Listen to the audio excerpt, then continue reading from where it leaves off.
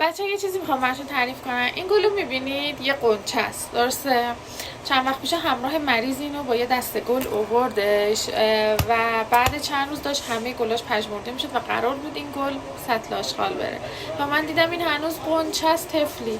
برش داشتم اووردمش تو اتاقم، بهش نون دادم، آب دادم، یه مقدار امید داشتم که شاید باز بشه. هی میگفتم باز میشه باز میشه. 2-3 روز گذشت و باز نشد و خیلی ناامید شده بودم تا اینکه امروز صبح اومدم 6 صبح با این صحنه مواجه شدم. وای یعنی دلم رفت، قلبم رفت برای اینکه اینقدر خوشگل شده و اینو به اشتراک براتون گذاشتم. این اتفاقی که افتاده مثل وضعیت الان ما میمونه.